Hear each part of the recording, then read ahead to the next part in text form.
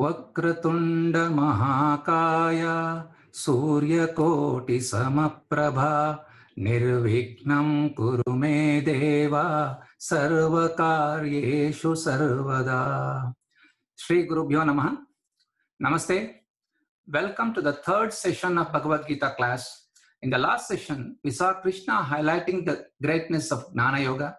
We will continue with the next part of Sankhya Yoga today, where Krishna glorifies Sthita Prajnas. There will be presentations from his few speakers supported by Dr. Hegde sir. Today, after the class, Srimati Shyamala and Srimati Meenakshi will chant the shlokas number 55 to 72 of this chapter, which glorifies Sthita Prajnas. Dr. Rupa will explain the meaning of the first Dhyana Shloka, Parthaya Pratibodhitam. Before the study, we will have a recap of what we studied in the last class. This segment will be hosted by Sri Ullas. Over to you, Ullas. Thank you, sir. Hari Om. In the first chapter, we saw what is the problem of samsara. Let us review that one more time. We saw that the problem of samsara is raga, the attachment with things which are impermanent, shoka, the grief of losing those impermanent things, and moha, delusion, not able to make the right decision, considering dharma as adharma and adharma as dharma.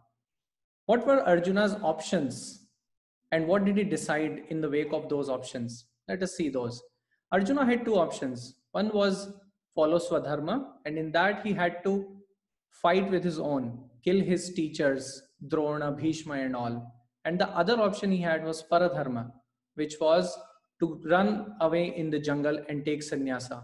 And what he decides in the wake of his delusion is sannyasa is perhaps better. So he falls down on his knees and decides that sannyasa is the better one. Now comes the second chapter, and here we will see what are the different stages in which Arjuna goes through. The first stage that Arjuna goes through is that of discovery that we have already seen. Then he gets into doubt after Krishna tells him that you are going into unmanliness. Then he's not sure which option is really better. And then he very soon realizes that the self-medication is not going to help. And so he's very helpless. And then he falls under the feet of Krishna saying that, please teach me, I want to be your student. This is a very important step. All these are very good progress from discovery to getting into a doubt, to really understanding that I am helpless in solving this and falling under the feet of the Guru. Then what does Krishna say? Does he start teaching at the very beginning? No, he does not. He waits. And what we can learn from that is that when we should advise somebody, not just because they are telling their emotions, we need to wait. We need to see whether the person is really open-minded. Is he having any preconceived notions? Is he really receptive of the knowledge? And only then Krishna starts speaking. And it is very much true for many of us also. Many times we fall into the trap of advising right away. Does he start advising right away? No, in the beginning, what does Krishna say? He rebukes Arjuna. He rebukes and tells him that he's such a great person. He is the scorcher of his enemies. He's Parantapa. And what unmanliness is he getting to? This is extremely against all the glory that he has achieved so far and all the preparations that he has done. It does not suit him. He prepares him for listening. And once he does that, he gets into the doubt and then he falls into the feet. Now comes the central teaching of this entire chapter and perhaps the entire Gita. What is the central teaching? Central teaching is about what is the actual problem that Arjuna is going through and we all are going through in samsara. What is the actual solution? It is all taught in chapter 2nd, 11th verse, from where Krishna starts his teaching. And what do these people do who are jnanis, who have this actual solution? The actual problem is that of self-ignorance.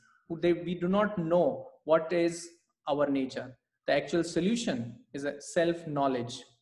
And these people who are self-knowledge, they do not grieve, is what is taught in 2.11. Now, what is this self-knowledge? The knowledge that this individual is made up of Atma as well as Anatma. And the problem that really happens is we identify ourselves wrongly with the Anatma. And all the sorrow is caused because we are resistant to the facts that Anatma will go through all the decay and all the problems that are there. If we have a resistance that Chennai is hot and Bangalore has rains, then there is no respite for that. So the right way to address this is to understand what is our right identification, which is we need to identify with the Atma. Now, what is this blessed Atma? Let's look at the nature of this Atma. Atma is Nitya. Nitya means whether we were a kid, we are adult, we are old, whether in this life or the other life, whether we are sleeping, waking, or dreaming. This same constant thing is the Atma. Everything else changes. Satya. For example, pot does not have its own existence. It borrows its existence from clay. Similarly, Atma has its own existence. It is self-evident. Sarvagata, like space, it's always there. Whether you break the building or you still have it, the Atma always exists everywhere. Aprameya. It is not based on what is my object of experience. It is the very subject of the experience. Akarta abhokta. Here Arjuna was very much worried about whether I am going to kill somebody or somebody is going to get killed. Atma does not do any action, nor does it bear any fruits, nor it can instigate anybody else to do any action. That is the nature of Atma. Nirvikara. We go through 6 types of different stages in our life. The body goes through. Atma does not change. It is changeless. It is imperceptible. It cannot be understood through our senses. Now, this is the nature of Atma. Moving on. What is the sadhana by which I can actually understand this? Now, I see that these are all the attributes of Atma, but it is very difficult for me to do that. Now, how do I do that? The Swamijis and all, they help us understand it by, I am not what I experience. I am something who is the actual subject of that experience. I am not the object of experience. This is a very great sadhana. For example, if I have a bottle of water, I experience that. I am not that. If I have my specs, I experience them. It is not I. If I have my body, I experience that. So I am not that. This is the sadhana that we need to do. And this is the one that is going to help us. Now, what is the greatest wonder that we see in this samsara? That we are looking for something which we already are.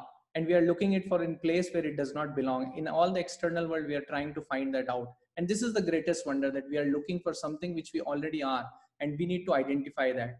And so Krishna says, hey Arjuna, you have 3 reasons to fight. One is Adhyatmic, that Atma can really not kill anybody. So why are you fearing about killing anybody?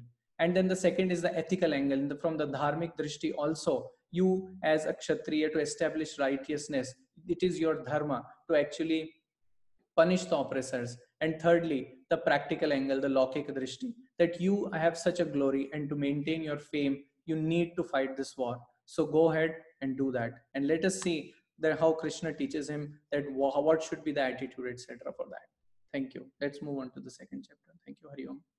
Tvameva mata cha pita tvameva, tvameva bandhuscha sakha tvameva, tvameva vidya dravinam tvameva, tvameva sarvam mama deva deva. Welcome to this 3rd class on the Bhagavad Gita. We are in the second half of the 2nd chapter. As we saw last time, this chapter has got 4 parts. The first 2 were discussed last week. That was the whole process of how Arjuna surrenders to the teacher. We should always remember here, Arjuna represents each one of us. Each one of us who have come to this class now have surrendered. Let us listen to what Shri Krishna has to say. And whatever Shri Krishna says is, to me, gospel truth. It is the truth.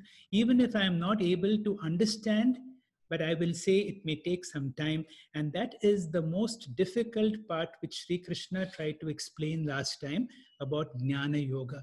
In fact, if all our efforts are to understand what is Jnana Yoga means spiritual wisdom. Here the wisdom refers to Atma Jnana Yoga, the real me. This second part, which was discussed in the last, will come in bits and pieces in the present class. And this is the only thing that we need to really understand. It is like all of us, when we were very small, we had difficulty in walking. When we were babies, we would stumble, fall, and yet we persisted until we were able to come on our own feet. And if you're able to come on your own feet, you're able to understand what this Atma Jnana. For this, we need a certain sadhana. The sadhana, what this chapter will tell you, is Karma Yoga.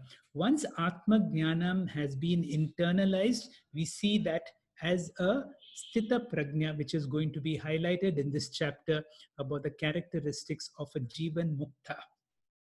There is one verse here, verse 29 in the second chapter, which Krishna has borrowed from the Kathopanishad, where this word wonder, wonder, wonder comes in every line of this verse, which says self-knowledge that we are studying is a great wonder. The students who have come to this class are a wonder. If you're able to understand, it is a wonder. If you're not able to understand, it is also a wonder. Why is Atma a wonder? Why is this Atma Jnana a wonder? For one reason, what we are studying is extremely subtle, difficult to understand. There are many people, very senior neurosurgeons who attended the class. He said, I've understood everything except this Atma. All I will say, be a little patient. We will be able to understand. We all have the intellect to understand, but this is not something that will come with in one class. Give some more time, because this knowledge is very subtle. Krishna calls this knowledge not an ordinary knowledge. He calls this Raja Vidya, and he also calls it a secret. He calls it Raja Guhya Yoga. Swami Chinmayananda broke the tradition of giving this Atma Jnanam to a select few in the Himalayas on the banks of the Ganga river. When he got this knowledge from his teacher, he said, this must come to the whole country. This must come to the language that they are able to understand. And for this, he had to break a lot of tradition. And the traditional and the orthodox people said, Swamiji, what you're doing is not right, because you're giving something very sacred, very secret to people who may not be prepared. Very jokingly, Swamiji said, don't worry, this will remain a secret. Why will it remain a secret? Because whenever we study about Atma, whenever we study about anything, Atma here is that divine principle in all of us. We get like I'm studying the heart or the brain. We think it is an object that I need to know. We need to mentally form a concept. If I'm not able to form a mental concept, I will feel that maybe when I'm in meditation, I may get an Atma experience. Remember one thing, Atma Jnanam is not an experience. It is the experiencer in every experience. There is one Upanishad which highlights this. The Kenopanishad says, Prati Bodha Viditam Matam. I am seeing everybody. Who is in me, who is watching, who is listening. And that is the Atma. And that is Atma Jnanam. To understand these subtle things, our effort alone will not do. We need divine grace. Divine grace will remove what technically they call is pratibandha. Pratibandha means obstacles. To come to this class, we have overcome so many obstacles. Technically, they are called tapatraya. Tapas, 3 of them. Adi Daivika, Adi Bautika, Adhyatmika. If there is my body is not well, if I'm not able to hear, I'm not in a good mood, the class is out for me. If there is too much noise in the surroundings, my family is not very supportive, I'm not able to attend class. If there are certain divine forces, so these are the 3 forces we address. And it is said that before we understand and study the Bhagavad Gita, if we can study the Gita Dhyana Shlokas. The first Gita Dhyana Shloka will be explained to us by Dr. Rupa. Dr. Rupa is a physician trained in the United States and a geriatrician from the PS Medical College. Dr. Rupa, will you please explain the first Gita Dhyana Shloka for us? Shri Gurubhyo Namaha. Om Partaya Pratibodhitham Bhagavata Narayanena Swayam Vyasena Kratitam Purana Munina Matye Mahabharatam Advaitaamrutavarshinim Bhagavatim Ashtadashadhyayinim Ambatvam Anusandadami Bhagavad Gite Bhavatveshinim. The translation of this verse goes like this. O Mother Bhagavad Gita, I constantly meditate upon you. which was taught to Arjuna by Lord Narayana himself, which was composed by Vyasacharya, the ancient sage, in the middle of Mahabharata, which consists of 18 chapters and which showers the ambrosial wisdom of non-duality, which is divine and which is the enemy of samsara. Now coming to the verse proper. Bhagavad Gita is the teaching given to Arjuna. It is taught by Lord Narayana himself, compiled by Vyasacharya, who is the avatara of Lord Vishnu himself. Therefore, the reporting is 100% correct. It was given in the middle of Mahabharatam when all the resources Arjuna had failed. Then Lord Krishna gives him this teaching. It contains the wisdom of Advaitam, that is, the non-dual infinite truth, that is the Satya Jnanam. It has 18 chapters and 700 verses. What does it mean to us? Here the author Madhusudana Saraswati is referring to Bhagavad Gita as the mother. He says, "Hey Ambe," just as how a mother knows when to feed the infant, initially with liquids followed by semi-solids and then solids for the physical growth of the child.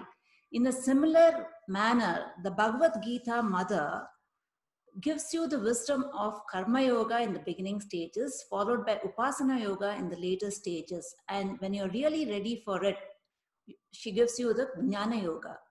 She is the mother who will nourish your internal personality. What are the advantages of learning the Bhagavad Gita for us?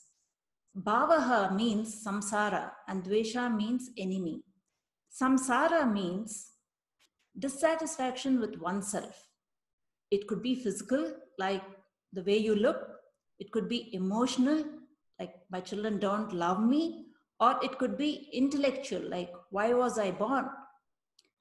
Moving from this samsara to moksha, which is total satisfaction with myself, the way I am. This fulfillment or purnatvam is called moksha.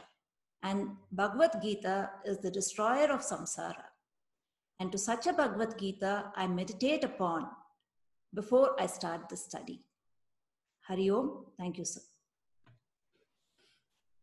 Thank you, Dr. Rupa, for a very clear explanation of the opening Gita Dhyana Shloka. As I said, we meditate on these words so that the various obstacles are removed and we will be able to come in touch with the Guru who will be able to explain this to us. Today's class, we will touch on one more Gita Dhyana Shloka. To explain to that will be Dr. Sanjay Banakal. Dr. Sanjay Banakal is a senior neuro-anesthesiologist and a cardiac anesthesiologist in Narayan Shraddhalaya from the very inception of the hospital. Dr. Sanjay, your time, please. Om Shri Gurubhyo Namaha. Namostute Vyasa Vishala Buddhe Pullaravindayata Patra Netra Yena Tvaya Bharata Taila Purnaha Prajwalito Jnanamaya Pradipaha.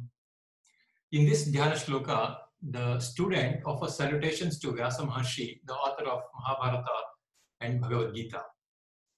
Prior to Vyasa, the knowledge base was a single body where the information was spread all over. And it was Vyasa Maharshi who arranged, classified, and then divided it into 4 Vedas as we know today. Not only he divided the Vedas, he further expanded them into Itihasas and Puranas. There are 18 Puranas and 18 Upapuranas. Mahabharata is one of the Itihasas. Now, Madhusudana Saraswati calls him as Vyasa Vishala Buddhe because of the vast knowledge that this Vyasacharya had. And not only he divided and expanded them, he has also contributed to a huge text known as Brahma Sutra. Prior to Vyasa, he was known as Krishna Dvaipayana because of his dark complexion, and he was a person who was born in an island. And the division process in Sanskrit in language is known as Vyasa, hence he came to be known as Veda Vyasa. Let's look at the meaning of the shloka each word by word. Namostute, salutations to you. Vyasa Vishala Buddhe, O Vyasa, whose mind is so vast and deep. And Madhusudana Saraswati praises his eyes. They are as beautiful as a fully bloomed petals of a lotus flower. Hullaravindayata Patra Netra. Enatvaya, by whom Jnanamaya Pradipaha, the lamp of knowledge, Bharata Taila Purnaha, filled with the oil of Mahabharata, Prajvalitaha, is lighted. The translation goes like this: O Vyasa Maharshi, salutations be unto you, the one who has a vast mind, whose eyes are as beautiful like a soft petals of a lotus, by whom was lighted the lamp of knowledge, filled with the oil of Mahabharata. Thank you. Hari Om. Thank you, Dr. Sanjay. We will proceed to the next important part of the second chapter, where there are a lot of verses which deal with Karma Yoga. Although the third chapter is predominantly on Karma Yoga, you will also see so many beautiful verses on the Karma Yoga which are quoted very often come from this chapter. Karma Yoga is a sadhana. Sadhana means a spiritual exercise. One of the activities that we do all the time is to work. And the Bhagavad Gita tells you how you can transform your work into worship. That is the difference between a karmi. A karmi is a person who's hard working. But if you are able to do few things, just an attitudinal shift, your hard work now becomes a spiritual sadhana. And very importantly, while you do karma yoga for a certain period of time, it will give you eligibility for Jnana Yoga. There was a great Swamiji from Kerala called Swami Nityananda, who later on settled down at Vajreshwari near Bombay. He had a young person come from Bangalore who wanted to serve him, who wanted to learn from him. So he said, no teacher will teach you Jnana Yoga immediately. They will ask you to work. So he asked him, what can you do? He says, I can cook. He says, a lot of disciples come here. There is no food available. Can you start a canteen? For 10 years, he worked as a person in charge of the canteen, cooking for all the disciples. And after 10 years, he calls him and gives him Brahma Vidya, and he becomes the great Swami Omkarananda Ji. So Karma Yoga is a sadhana. How does karma become a sadhana? When karma becomes a sadhana, then it becomes a yoga. It involves right action and right attitude. Right action means all my actions should be predominantly selfless. It should benefit a large number of people.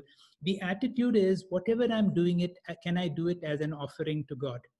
I visualize that my work is now worship, because whatever I'm doing it is for God.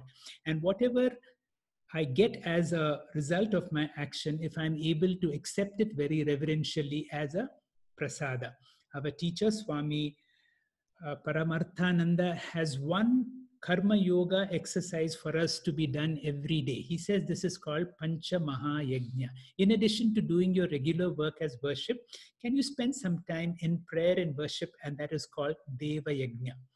Can you find some time to serve your parents and elderlies? And that is called Pitra Yajna.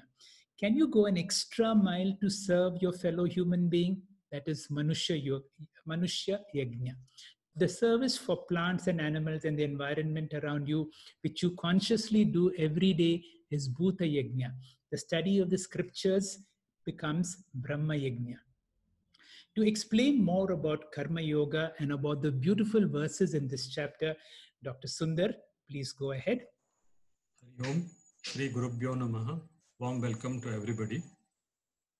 We saw in the last class, Arjuna, the most able warrior, was down on his knees, severely afflicted by the problem of samsara, which, as we have seen, is a syndrome of raga, shoka and moha, unable to perform his swadharma. We also saw Jagadguru Lord Krishna solve his problem through Atma Jnanam. We know that Atma Jnanam is not easy. It is not easy because the prerequisite for Atma Jnanam, which is purity of mind or Chitta Shuddhi, is difficult. In this section of the second chapter, Lord Krishna is now offering Karma Yoga as a stepping stone towards Atma Jnanam. he is offering Karma Yoga as a means for purity of mind or Chitta Shuddhi. Karma Yoga, 2 words. Karma is right attitude and karma is right action and yoga is right attitude to the action as well as the results of action. What is right action? Scriptures say whatever action benefits maximum number of people is Uttama Karma, is Satvika Karma or Nishkama Karma. This is opposed to Madhyama Karma or Rajasam Karma, where one acts selfishly for his benefit or for his family. This is also stands as opposed to Adhama Karma, which is also called Tamasam Karma, where one is selfish for himself or for his family, even at the cost of hurting another person. Right attitude is a combination of right attitude towards the act and right attitude towards the results which accrue from such act. Right attitude towards the act is called Ishvara Arpana Bhava, and right attitude towards the results which accrue to the act is called as Ishvara Prasada Buddhi. What is Ishvara Arpana Bhava? God has generously blessed me with several wonderful things in my life. Out of gratitude, can I now do a favor and submit everything that I do as an act of worship at the feet of the Lord? Can I act as an attitude of gratitude? Can I be an instrument in His hands in whatever I do? This attitude is called Ishvara Arpana Bhava. There are several benefits to this attitude. In this, the attitude takes precedence over the act itself. Therefore, whatever I do, since I am doing it as a service to God, I make sure that I am 100% doing it. In addition, since the attitude takes precedence over the act itself does not matter. I need not consider any particular act as a big, great act, any particular act as a smaller act. For example, since the attitude of reverence, the attitude of Ishvara Arpanam takes precedence, it doesn't matter whether I am a chai wala or whether I am a prime minister. Because of this, it brings in samatvam or equanimity towards the act, because now I perceive every act as equal because it's offering to God. And I do not perceive a particular act as being boredom, or I do not perceive my job to be stagnating because Ishvara Arpanam takes precedence over the act itself. Now we go to my attitude towards the results which accrue from karma. That is called as Ishvara Prasada Buddhi. All of us have offered Naivedyam to God and then reverentially have accepted Prasada with some tranquility in our mind. So this attitude of Ishvara Prasada Buddhi demands whether I can offer everything that I do at the feet of the Lord as Ishvara Arpanam, as we have already seen, and accept the results which accrue as a prasada from the Lord. What I do is a small portion of the entire effort that goes towards the fructification of the fruits. The results that accrue are because of multitudinous factors. So I need to know I will get what I deserve and not what I desire. Instead of praying for a particular result, I will now pray for the God to give me the strength to accept whatever results which will accrue to my act. There are several benefits of this form of an attitude. We see in this verse, which comes in the 3rd chapter, where Lord Krishna virtually promises us by saying, whatever be the material benefit, if you do karma as karma yoga, you are assured to get chitta shuddhi, which is inner spiritual growth. This attitude therefore brings samatvam or equanimity towards the results which accrue to the act, because this inner growth is primary and the material results, whether they are success or failure, are subservient to this inner growth. There is another benefit, as is shown in this mantra from the Mundakopanishad.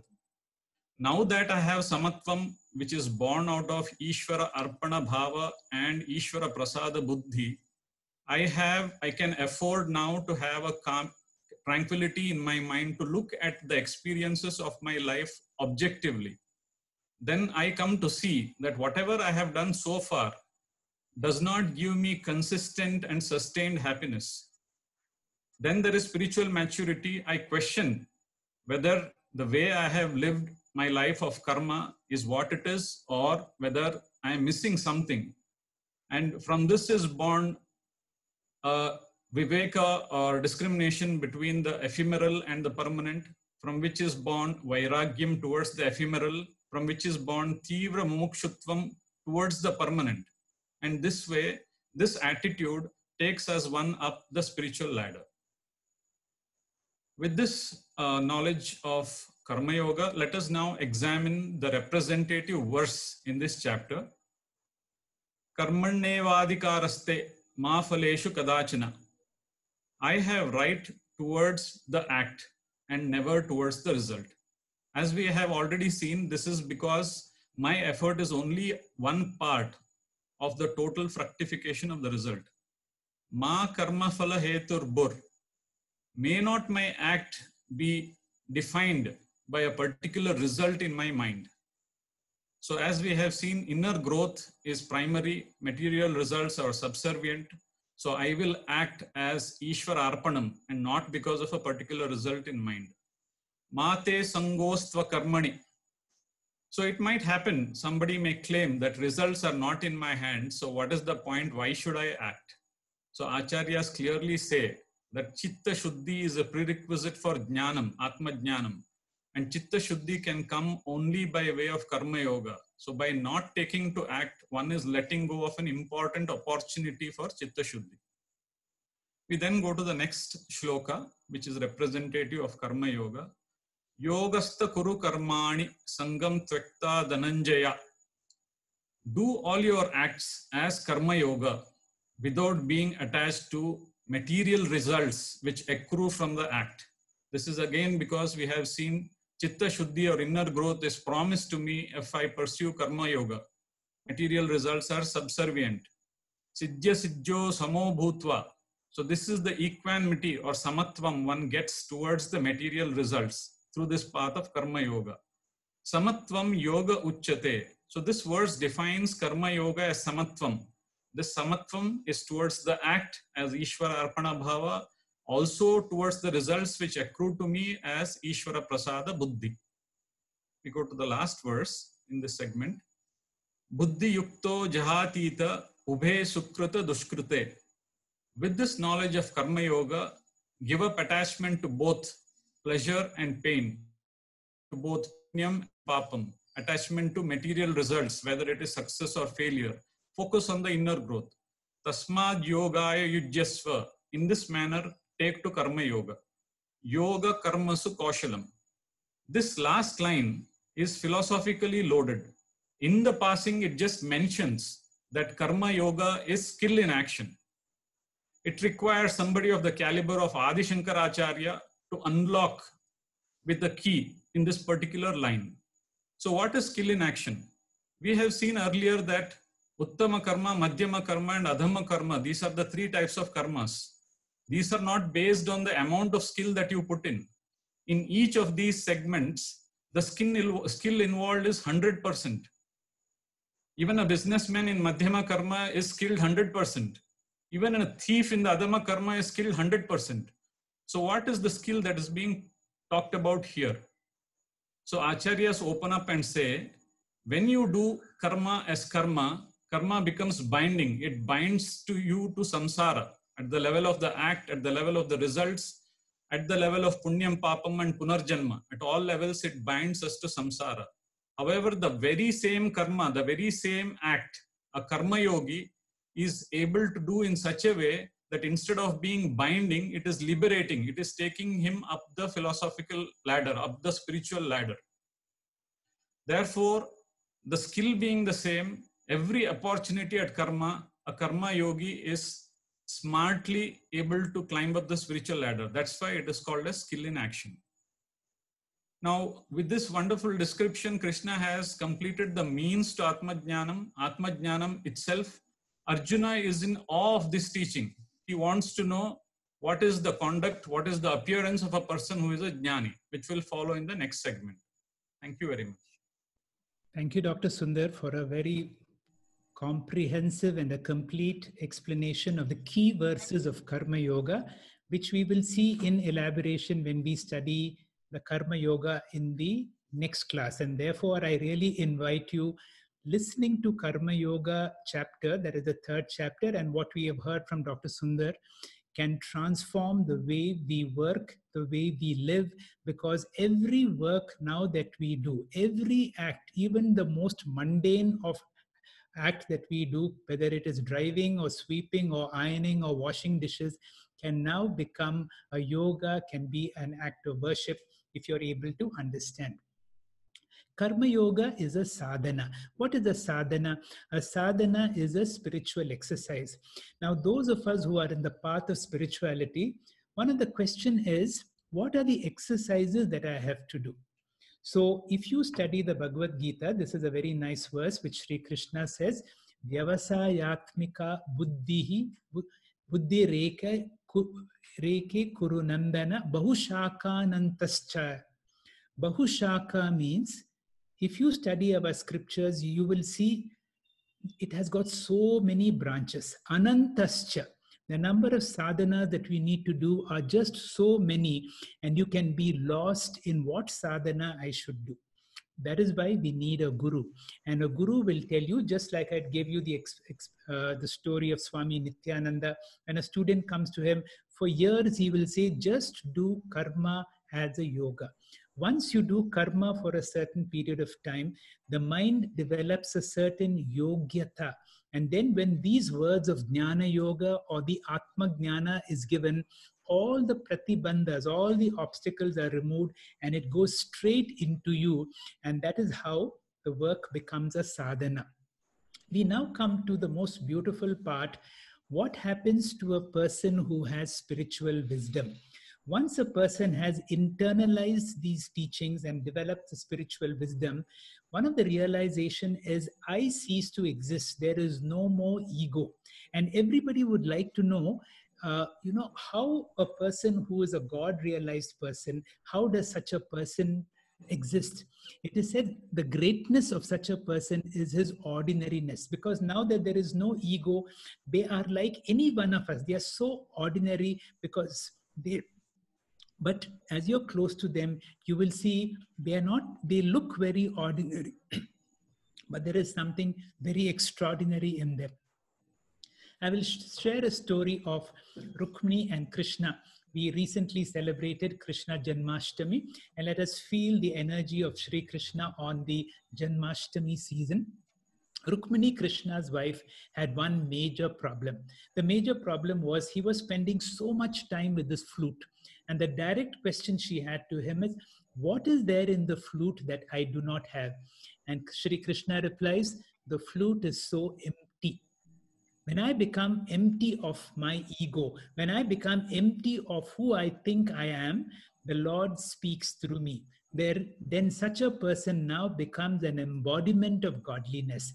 And therefore, when you come to a God-realized person, you will see it is not he, but it is God expressing through every act, every word that such a person does. So this is the question Arjuna has about the qualities of a Sthita Prajna Lakshanani. Radha, if you can explain to us these verses. Shri Gurubhyo Namaha. Arjuna Uvacha Sthita Prajnasya Kabhasha Samadhistasya Keshava.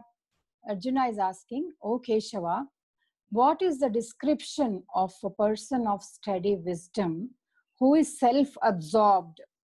How does he speak? How does he sit? How does he move about? Now, Dr. Hegde so beautifully brought out the essence of this verse.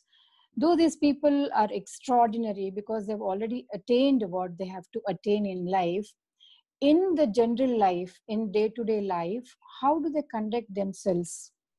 More than the curiosity to know how it feels to be a Sthita Prajna, most people are very curious to know generally about how monks or the sadhus conduct their private lives, because we can never imagine a state where mind is absolutely calm and totally absorbed in the self.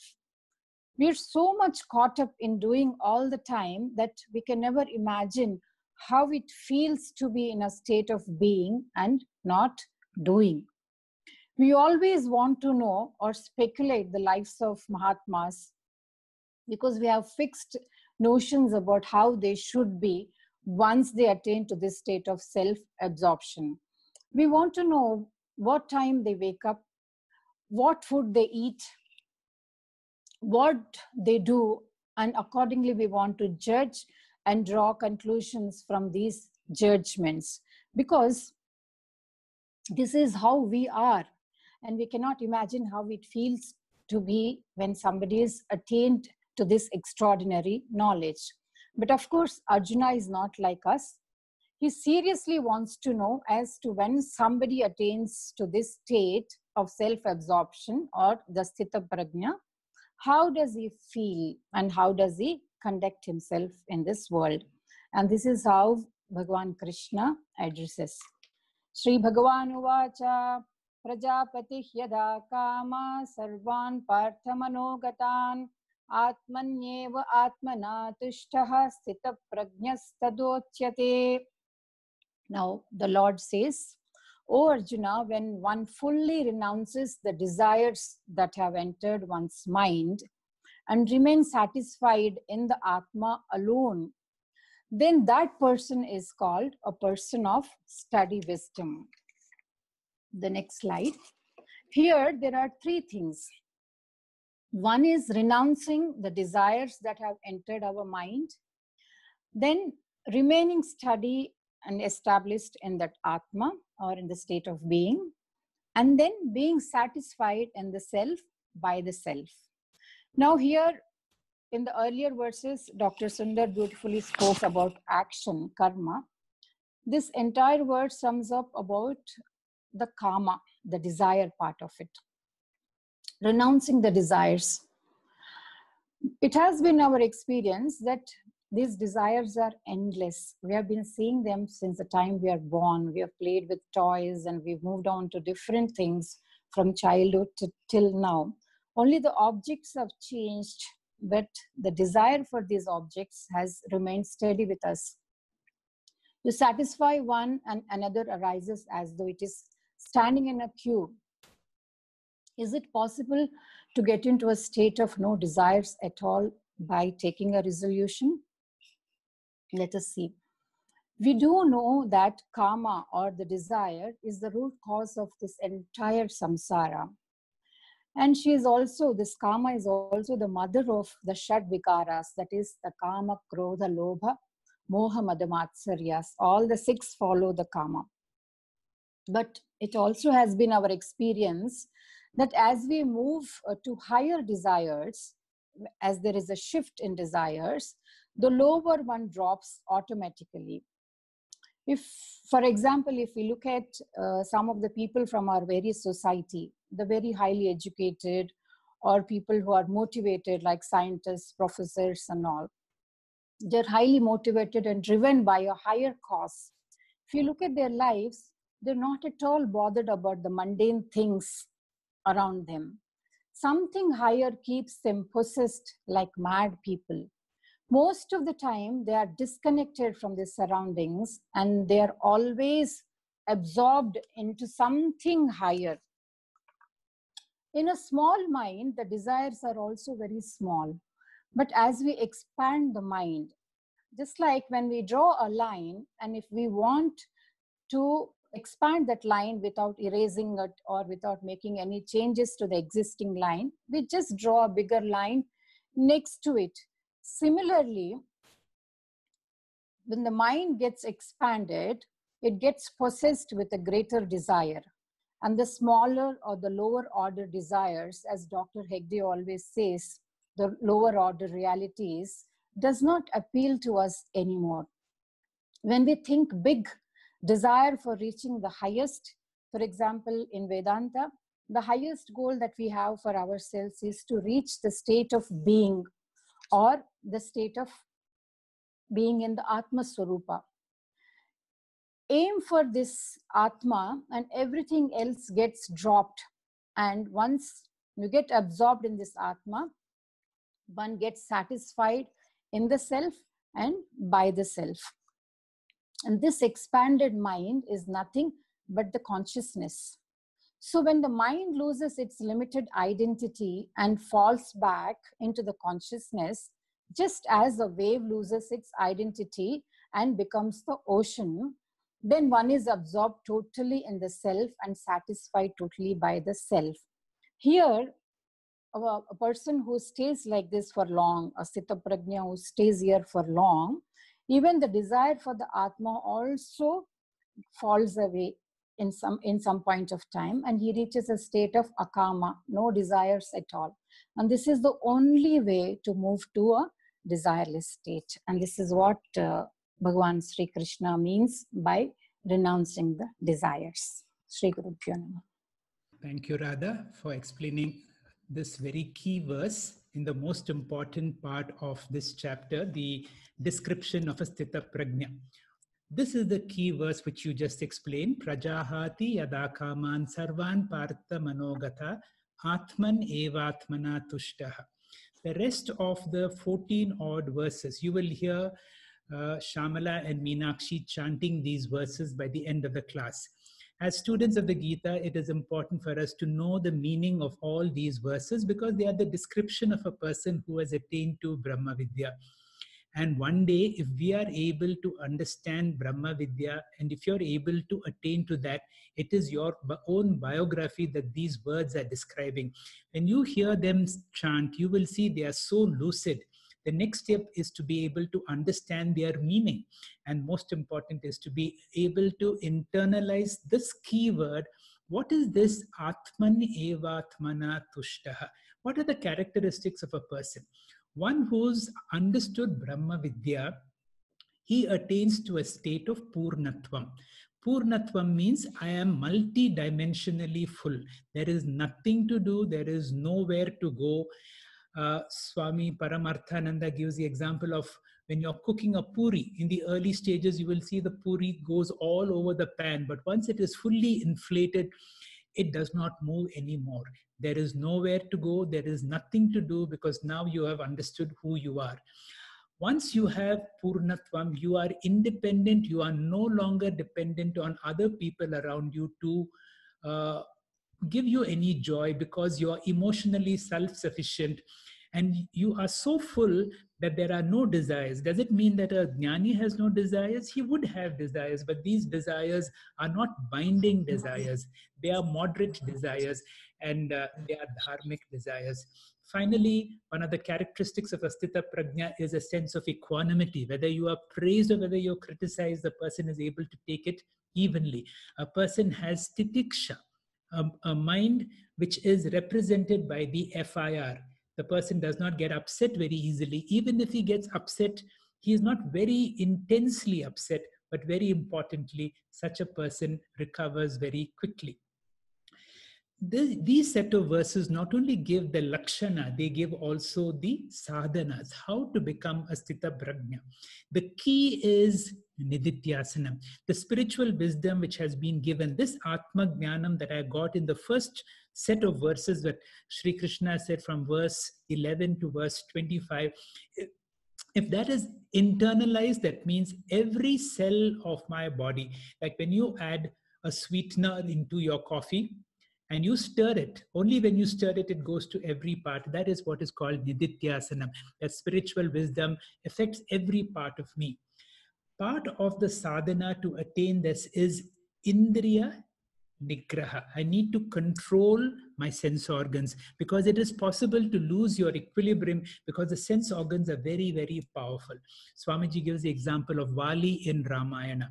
Vali had a boon. Whenever he faces an opponent, half the opponent's energy comes to him, and with his own energy and half his opponent's energy, you can defeat anybody. Even a Sri Rama cannot come and face Vali directly. Now, if I have been forbidden to eat sweets, the moment I see a sweet, then what happens? Half my energy has gone. And this is what they say for those who want to give up alcohol or smoking. Avoid coming in contact with the object. And therefore, that is how you're able to use the Vali example to be able to control your sense organs. Sometimes it enters your mind, and that is where you should be able to be the master of your mind, and that is called Shama, or mind control. We now come to verse 69. Verse 69 is one of those googly verses, very difficult to understand. And if you're able to understand this verse, please make an attempt. This verse talks about the day-night difference between a jnani and an ajnani. A jnani, that means a spiritually wise person, lives in the same world, is affected by the same weather, is affected by the same people around. But how does a jnani conduct himself in the world, and how do we conduct? What is this day-night difference between a jnani and a ajnani? And that comes from a central understanding of Vedanta, which comes under this frame called Brahma Satyam Jagan Nitya. Once a person has got spiritual wisdom, he is now awakened to understanding that I am Brahman. When you understand that, everything in the world around becomes a lower order of reality.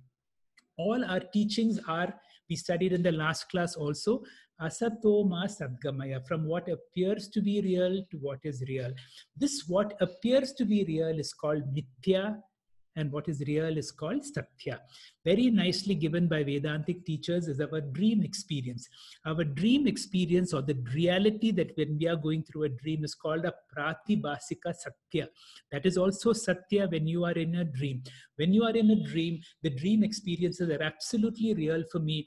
I will say it is a dream only once I wake up. Once I wake up, I awaken to this reality, which is called a Vyavaharika Satya. Jnanis have awoken to a higher level of reality when they have understood that they are Atma, or consciousness.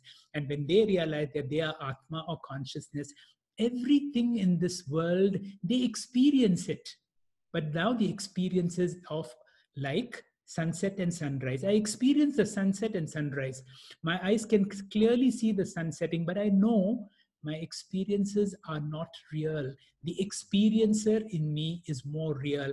And this is what is called Mithya Jagat Brahma Satyam. To understand and explain this verse, I will request Dr. Anupama, please explain verse 69. Shri Gurubhyo Namaha. Ya Nisha Sarva Bhutanam Tasyam Jagarti Samyami Yasyam Jagrati Bhutani Sanisha Pashyato Munehe. This verse describes the natural traits of a person who is established in self-knowledge, a jnani, a sthita prajna. Here, Krishna compares a jnani to an ajnani, a samsari. Now, as Dr. Hegde just said, both experience the same world and the same people, but with diagonally opposite perspectives. For example, when two people perceive an ornament, one may be simply enamored with its beauty and remain oblivious of the gold in it. He acquires it and perhaps even thanks God for this acquisition. Here we see a triad: the man representing the Jiva, the ornament representing Jagat, and God, here the Saguna Ishvara. This is called the triangular format of Ishvara, Jiva, and Jagat. The man here is ignorant about the value of the gold in the ornament, comparable to the Atma Tattva. He is therefore spiritually asleep, a prasupta purusha. He perceives the world as the ultimate reality and exhausts himself in this Vyavaharika Prapancha.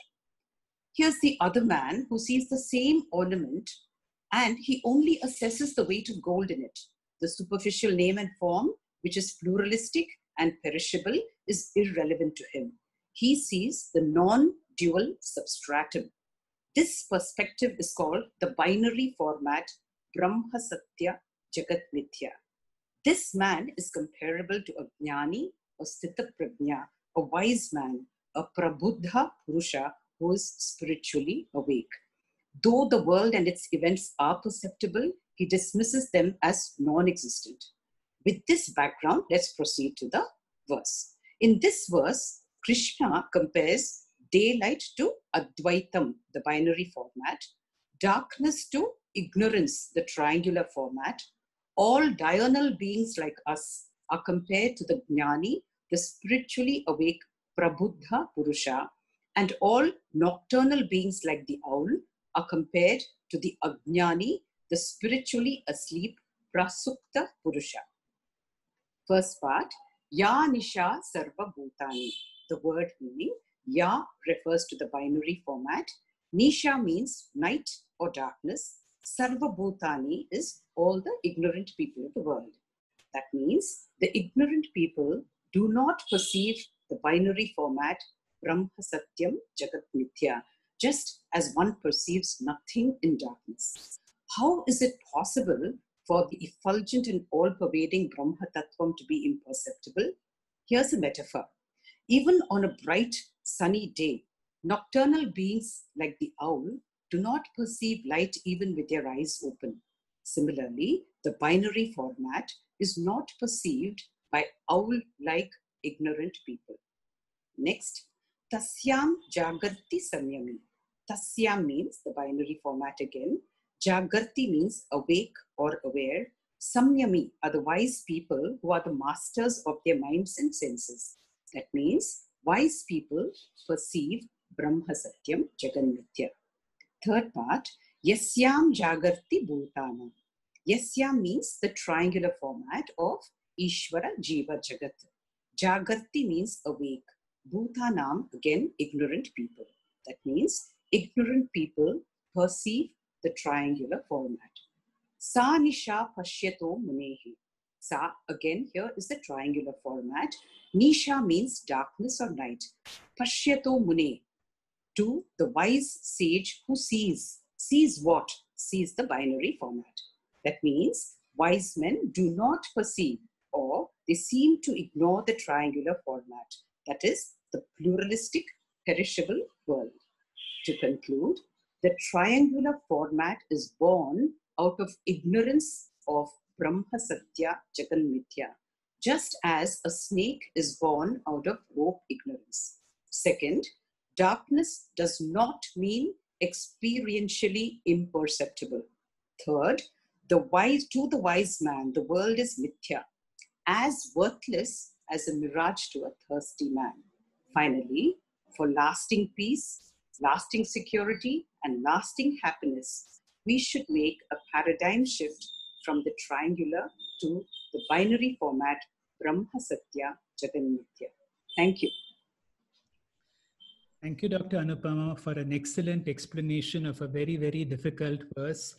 Dr. Anupama is a rare combination of an obstetrician and anesthesiologist who has never moved from her hospital, but thanks to the grace of the great Acharya Swami Paramarthananda, listening to Swami Paramarthananda, we've been able to explain these verses for us. In conclusion, we have come to the end of this second chapter, second part, but I would like to tell you something more about what we need to take home message about what is this Atma or Brahman. As I already described this as the divine principle or the golden Buddha within all of us, which is not easy to perceive, but it is there. We have already said that more important than the whole world knowing me is whether I know myself or not. The Taittiriya Upanishad in the Brahmananda Valli begins in a very wonderful way, which says, Brahmavid apnoti param, the knower of Brahman, the one who knows Atma Vidya becomes Brahman. And it goes on to say, Satyam Jnanam Anantam Brahma. The real me is Satyam. Satyam means I am existent, I am conscious. Now this fact that I am here, I am conscious, We do not need any instrument, anybody to tell you that I am. This knowledge where we are absolutely certain of your existence is called Aparoksha Jnanam. And one day Brahma Vidya has to become this kind of knowledge where you are as sure about yourself. You need to be sure that I am Brahman. And how does that happen? I will tell you a few stories. The Upanishads also bring a lot of stories. They talk of the God creating this world, and after creating this world, there is the technical term called Shrishti and Anupravesha. God creates this world and God enters this world. And once he enters this world, he needs a location. Where does he stay? Yo Veda Nihitam Guhaya Parame Yoman. The Lord resides in the space within the heart. So it is said that the Lord is there within all of you, and we need to know who that Lord is there within all of us. Let me tell you one ancient story.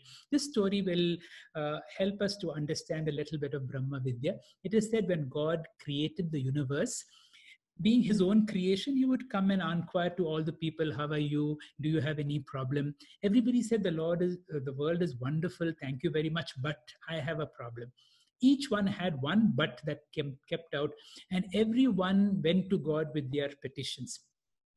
Finally, God realized one thing, that it is impossible to satisfy everybody. And because he was so accessible, he was being bombarded by more and more such requests. And he had a council of his angels to tell him, tell me one place where I can hide. And so there was a conference of all the angels to tell God which is the best place to hide. And they answer which God agreed. He says, one place they will never look for is within themselves. And God is secretly hiding himself. Now, we, through the Bhagavad Gita, are here to discover the Lord within ourselves. Knowledge is of three types. It is called Paroksha, Pratyaksha, and Aparoksha. What do you mean by Paroksha? Paroksha means I am very keen to visit Kailash Manasarovar. I have seen pictures of that place and I want to go there, but I have no direct experience. I have seen pictures and some people have told me, mentally I have created a concept. When this knowledge is remote, it is not through my sense organs, it is a mental concept. Such a knowledge is called Paroksha. One day, by God's grace, I get to see the north face of Kailash. I'm really able to see it with my sense organs. Now I have moved to a different level of knowledge. Now it has become part of my Aksha, Pratyaksha. Now I have been able to directly experience Kailash. Is God or Atman coming under Paroksha or Pratyaksha? Let me tell you the story of Swami Dayananda. Swami Dayananda, teacher of our Guru Swami Paramarthananda, described once of his flight on economy from Chennai to New Delhi when he had an Australian just next to him. They were talking for some time, and after some time the conversation went, where are you going to? And the man said, I'm going to Rishikesh. Swamiji immediately got interested and he says, whom do you want to meet in Rishikesh? So he opened his bag and picked up a piece of paper which read Swami Dayananda Saraswati, which means that the person sitting next to him had an experience of Swami Dayananda Saraswati. All along he was talking to him. He had direct experience. But what he did not know, that the person next to him was Swamiji himself. Once Swamiji tells him who he is, that knowledge now, when there is an experience before and knowledge coming later on, that knowledge is called Aparoksha. Aparoksha means this. The scriptural words are of two kinds. One is words of information. I want to go to Kailash Manasarovar. So you give me some information. So I get information and I get experience later. Scriptural words are not words of information. They are words of introduction. I already know the experiencer within myself. Scriptural words say the one who's listening, the one who's speaking, the one is that driving force within you. That is Brahman. And that is what we need to get very clearly. In the 7th chapter, there is one verse which says, Among the thousands of people, very, very few come to learn Brahma Vidya. And even among those who come, very, very few are able to understand. Let us make this commitment. I'm going to study the Bhagavad Gita in such a way through the grace of the Guru that I will be able to understand Atma Jnanam. I will be able to experience Purnatvam. And if I have that Purnatvam, the verses that are going to be sung now, those verses about Sthita Prajna, are not verses about anybody else. They are about my glory itself. Swamiji has a wonderful method of teaching. Wonderful method of teaching you through what is called the Aparokshanubhuti. He will show you his hand and tell you, what do you see in addition to my hand? In addition to my hand, what do you see? And he will give you a clue. It is because of that you're able to see my hand. And it is because of that which I'm trying to help you to notice is not part of the hand. It's not a property of the hand. It is not a product of the hand.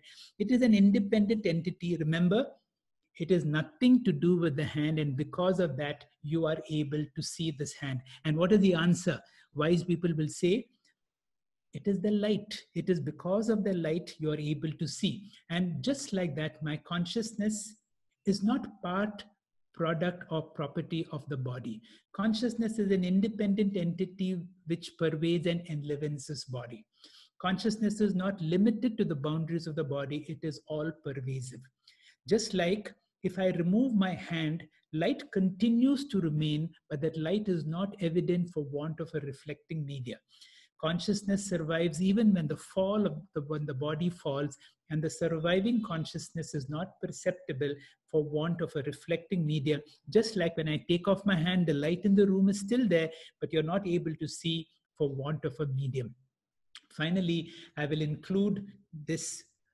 conclude by giving you what are called the 5 truths of Vedanta.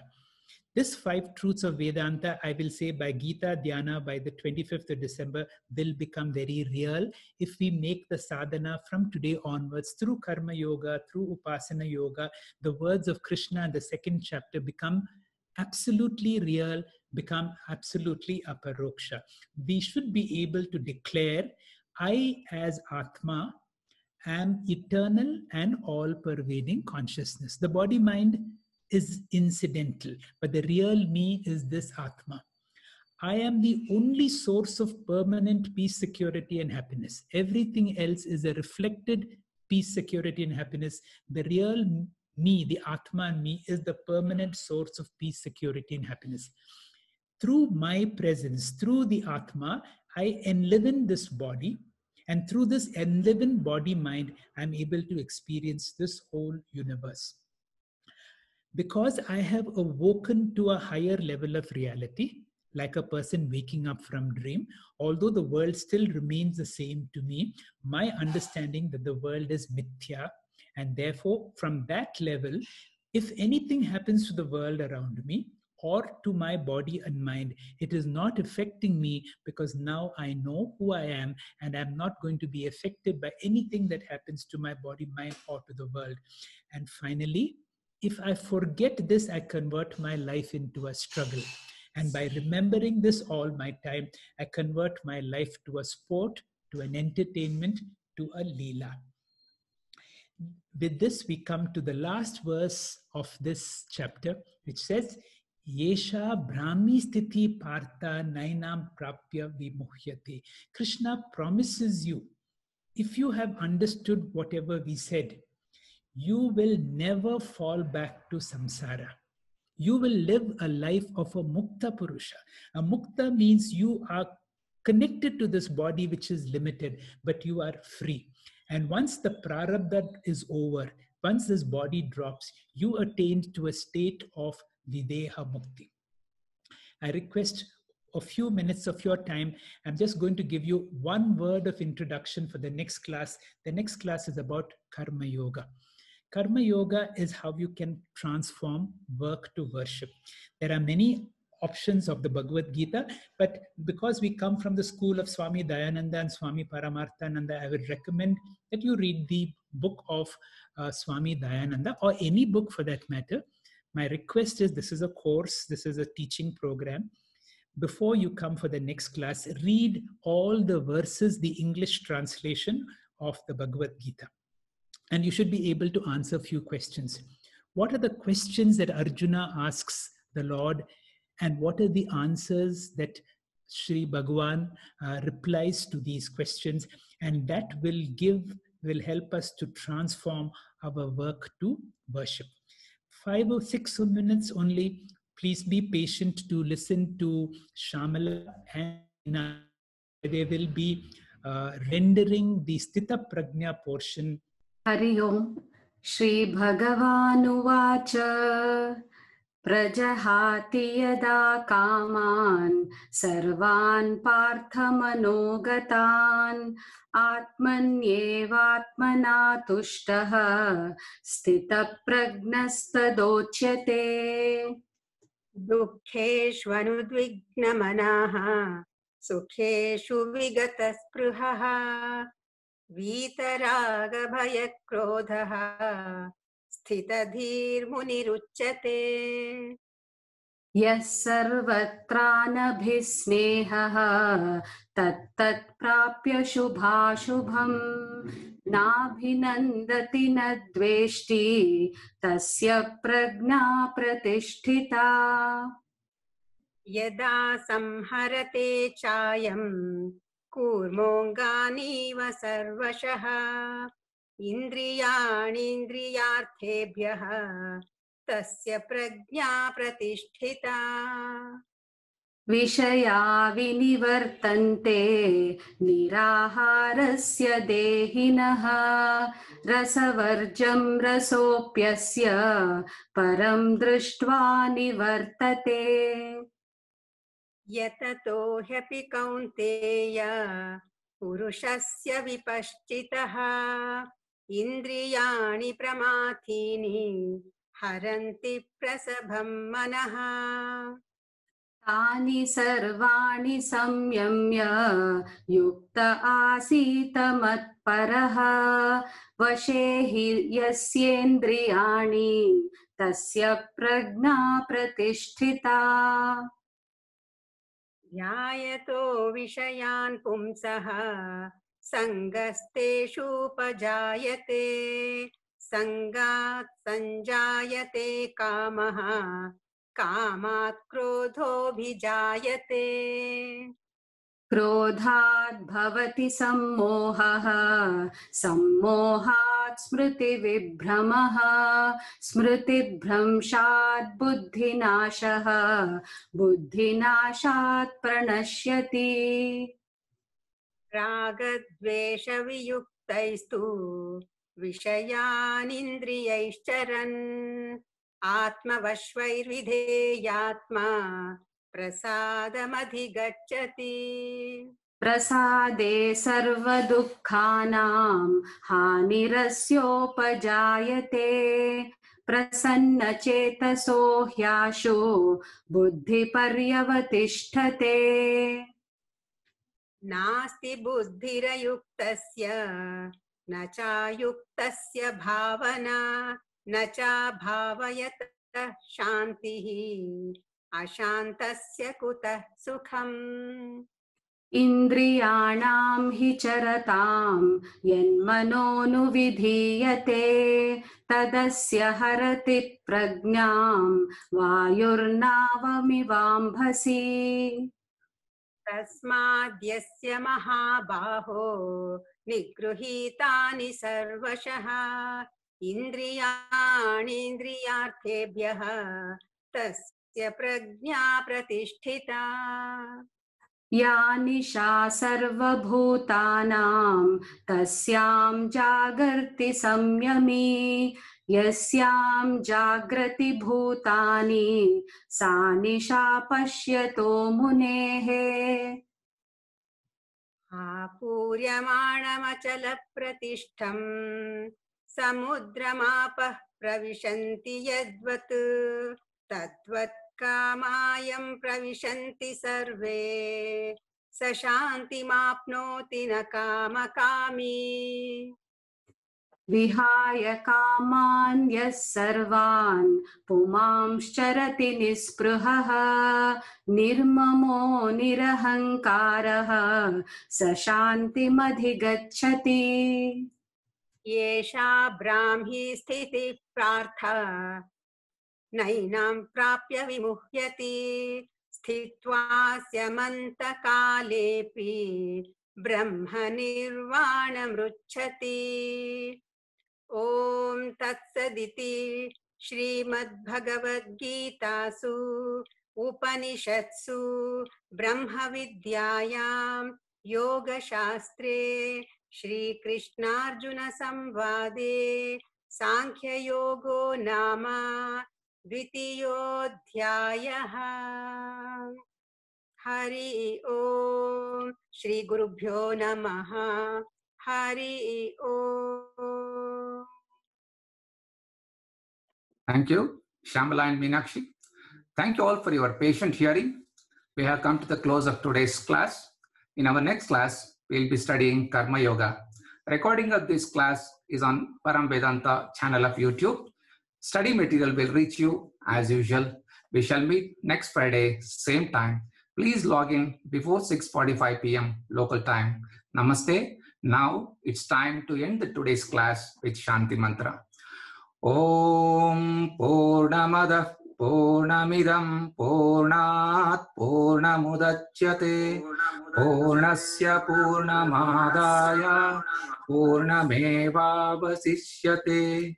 Om Shanti Shanti Shanti.